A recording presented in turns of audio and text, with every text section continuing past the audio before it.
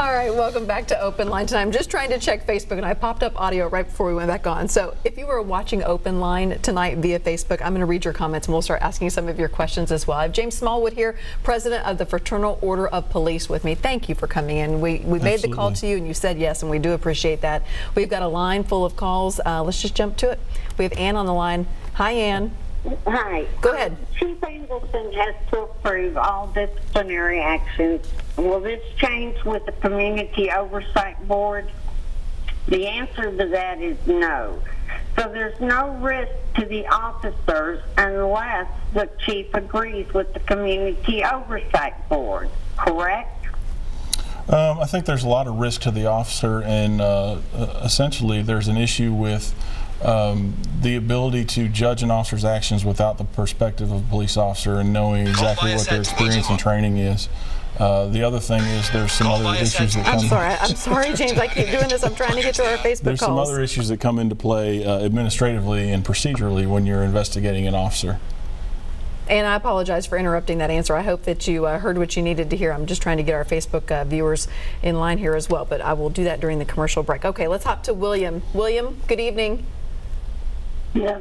Go ahead. Evening. Go ahead. Yes. I think we need an oversight community because the police are just running wild, killing people. We have black police officers or minorities. You don't see them shooting people in the back. If somebody is running away, this is not a war zone. You're not killing your enemy. In Baghdad or in Iraq, you don't see the U.S. Army killing down the enemy. And even though they go there, they send them to war. If they kill a child or a civilian, they go to court and get prosecuted. But here, police are just hunting black people. They need oversight, somebody to look at them. You cannot judge yourself all the time. This is an extension of slavery. And why police are just doing their work to minimize and destroy black community. William, thank you for your call. And William brings up 2 points I do want to ask you about. First of all, in diversity within the police department, is it hard, first of all, to recruit officers right now? And what about the recruitment of more minorities? What efforts are being done in that? Well, it's certainly hard to recruit officers in this environment.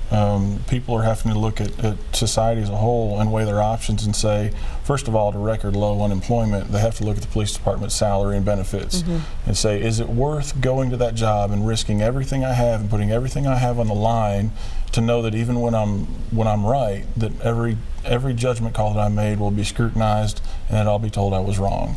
And a lot of people are saying, no, it's not worth it. To your second question about diversity in the police department, I think the police department is doing a phenomenal job at trying to recruit more diverse applicants. It's just about people coming in and being interested in doing the job. Let's also talk about the video that was released showing the shooting of Daniel Hambrick by Officer Delkey. Were you guys caught off guard by that video release? Did you get any warning? We were given a small amount of advance notice. Do you think that was handled properly by the district attorney and TBI? No, we would have preferred that that be produced with some sort of context, some sort of explanation of what was happening, and it wasn't.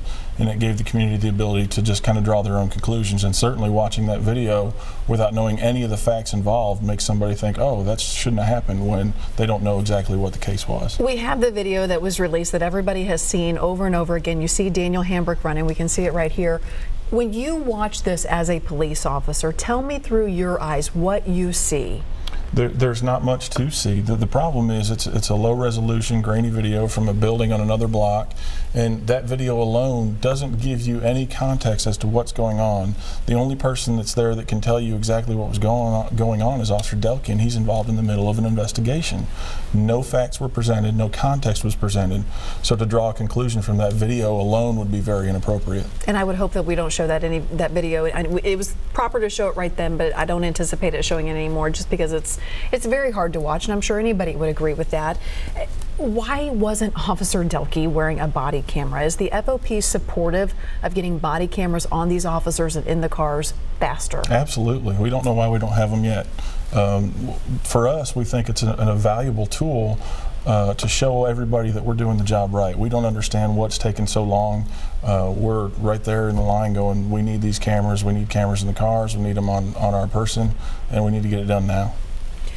Have you talked with the chief about this process? Have you? The body camera process? Sure, but you know, to some extent it's not all on the chief's responsibility. This has to go through a lot of checks and balances in the purchasing process. A lot of people have to be able to come in, and if there's no protest, which my understanding is that's very rare, that process still moves even slow. So body cameras are coming. We know they're coming. We want them faster. The community wants them faster. I get that, but these are checks and balances that the community has put on government so that they don't spend money recklessly. We have to be patient for that process to go through. Okay, let's go back to the lines. We have Mike on the line. Good evening, Mike. Yes. Go ahead. I'd like to ask a question about the conditions under which police officers are asked to serve in the Nashville area. For instance, as a citizen, I'm noticing that we have politicians that are coming out and questioning the role of police officers. We have mob ruling mentality that's challenging officers more and more. We have that lack of respect for the law and police authority. And we have biased, in many instances, we have biased news reporting on instances related to officers carrying out their duties. We are seeing a lack of public support when an officer is killed in the line of duty, but when a citizen is killed for non-compliance or failure to obey the law, all hell breaks loose and the whole community turns upside down. How can you find men that can endure this kind of onslaught of pressure by the public and expect them to enjoy what they're doing or to do their job well? Thank you very much. Thank you, Mike, for calling in. And I think that you voiced this. Finding men and women, by the way, is just getting harder to come by. It is. I mean, men and women coming into the profession, you know, years ago it was 300-400, maybe more than that, lining up to do the job, and there were 3 people available to fill any one vacancy in the police department. Today that's not the story. We are struggling to get new qualified candidates through the door to do this job who are willing to do this job because of what this gentleman just described. What are some of the qualifications? I know I'm putting you on the spot, but as far as to be a police officer, I believe you've got to have college experience, be at least 21 years of age, or 5 years of credible work history, continuous work history, and you just got to be a moral and good individual. Upstanding individual. Yeah. What happens during training? During the training of an officer, you get 6 months of very rigid, streamlined training. You get about what a first-year law student would get. You get in about 6 months. There's a lot of physical training. There's a lot of firearms training, law training. It's a very diverse and robust program of training. Okay. And that continues on after you've been hired on and gone through your training process. We get 40 hours of training a year. Is that enough? We would always like to see more, but you know, you have to understand the constraints that we're placed under and the demand that is on us to be out there on the streets doing the job. Very much so. Let's go to Wayne now. Hi, Wayne. Yeah, good evening. Thanks for the call. You're welcome. Go ahead. Yeah, I want to make a quick comment to a question. What y'all bringing up is basically lack of respect for authority figures. When I was growing up, I had to respect my parents, but today it's kind of like, you know, respect's gone out the window, especially with authority figures. And my question is, the board, with the people that participate, would they be willing to go out on patrol with the police officer to see what his job actually is? And if they're picked, would they be willing to do it for free without pay? I think that ought to be the 2 qualifications for the best ones. Thank you. That's very interesting. All right. Thank you very much. Have you all thought about if this gets on the board or gets on the ballot in November and the community says, yes, we want a community oversight board, will the FOP try to come along and say, let us be part of this shaping process? If that's the problem is they've already written the way they want this to happen. There is no outlines for real rigid training on what they need to know about a police officer's job. There's no outlines for them to be involved in you know, ride-alongs on a more frequent basis. And there's no regulation on who can sit on the board. Essentially, a convicted felon could sit on the board and be judging a police officer who may have arrested him in the past. Surely that's a concern for everybody. And I believe, and correct me if I'm wrong, but you have said if the judge okays this to move forward for the November election, the FOP will mount a campaign to inform the public, I think is how you put it in an article. Well, that's how somebody else put it. Put it in an article. That's not my you tell direct me quote. in your words. Our job is to inform, if this goes forward, our job is to inform the public of the deficiencies in this and explain to them why we are opposed to it. Again, we're not opposed to all forms of some sort of community involvement in policing, but this is not the right solution for Nashville. What would be the right solution to bring the community on board? That takes a lot of communication and collaboration with all groups, and we haven't had that. With everything that's been presented to this date, we have not had any input and any community oversight. Okay, let's move along. We have Joe on the line. Joe, thank you for patiently waiting. What's your question or comment tonight? Yes, in regards to the two shootings, one thing I don't like is the Tennesseans seems like they try to make the people, the two individuals that were shot by the police, model citizens. Neither one of them were. They were felons in possession of a weapon. Jacquez Clemens fought with the police officer over the gun. He was ordered to drop and get down. He wouldn't do that. The same with Dan. It takes less than 1 second to turn and shoot. The only thing I would have in my mind if I was a police officer and the person did not drop their weapon was that they were going to try to use it on me. The black community, or all people that are stopped by police, if they would comply, they would not die. And the Police Oversight Board is only giving people that detest the police department to try to pass laws or whatever to align the police department, not to help with investigations. They do not have the experience to do so. They need to leave it as it is. And the black community, the leaders of the black community need to tell these young men, comply and you will not die.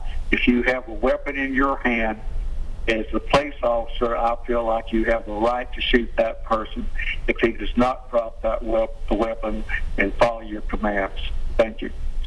Thank you, Joe, for calling in. I want to ask you about the training and use of force. What does that look like as someone is going through the academy? How much time is spent on when you use force, when you don't, how you do, that sort of thing? There's an astronomical amount of time spent on use of force, the use of force continuum, when you can use what force and what force is proper at what level. To some of what this gentleman has said, both instances, there was a foot pursuit where an individual had a firearm in their hands. In one, the individual dropped the gun and then picked it back up. In the other one, he was given several commands to drop the gun, and those commands were refused. The problem then becomes the officer has to make a decision as to whether or not that individual is going to turn on him. And we have documented evidence, not here just only in Nashville, but across the country. Here in Nashville, we had an officer who was involved in a very similar situation, and the individual was able to throw the weapon over his shoulder and fire a round into the officer, and he was shot. Across the country, there's a lot more dramatic incidents where they were involved in foot pursuits. The individual was able to turn around in a split second and fire on the officer, and those officers have died. So of course those officers have to be concerned in those situations, and when you give an individual an opportunity to drop the firearm, drop whatever weapon it is they have, that is the last chance you have to comply. You need to comply so that the bad things like this don't happen. How much involvement does the FOP have with an officer after a shooting like this when it comes to supporting the officer? What does that look like from the FOP's perspective? Well, if you're an FOP member, you know, you have certain rights as a member, and we're going to step in and support you and give you every right that you're afforded. Have you been with Officer Delkey? Can you characterize how he's doing at this point? Anytime you take an individual's life, it's a struggle, no doubt about it. And it's not because he's wrong, but because he's experiencing a traumatic event. and something that a young officer will have to live with for the rest of his life. It's his absolute worst nightmare, and it's a horrible tragedy that anybody has had to experience. It's a horrible tragedy for the family. It's a horrible tragedy for him as well. I have to ask you this question. We talked about this a little bit before the show here, but I just find this this split so interesting. When we had the mayor on, we had just, I think, a week or two ago, we had several calls saying, we just feel so over-policed in our community. We just don't trust the police because they're always, there. They're just stopping us for no reason. We just feel over-policed. And then during our 5 o'clock newscast today, Reverend Joyner had a press conference outside the home where Mansfield Rutherford was just shot, celebrating his birthday. And he said, we just need the police here. We need them here doing their job like they do in other communities. We need them here helping us. And it just seems like a tug of war. Do your officers feel that? And what do officers think the answer is to solving this rise in violence we're seeing? That's a hard question to answer. Yeah, there's certainly a tug of war going on with the community, because some members of the community, a majority of the community, wants more police presence in their neighborhood. They want more police presence to help combat the high levels of crime that we're seeing. And then there's some levels of the community that are saying we're being over-policed. And that's a very fine line to draw, and it's hard to find the solution to that. We have to be able to come in every day and do our jobs. We've sworn oath to serve and protect this community, and we're going to do that as long as we can. To say that we know the ultimate solution, if we knew the solution to that, you wouldn't need us. Yeah. Okay, we're going to take a quick break. I see a lot more folks on the line. James, Jim, Vaughn, we're going to get to you next. Everybody else, stay there. I'll get your names soon. We're coming right back with more Open Line.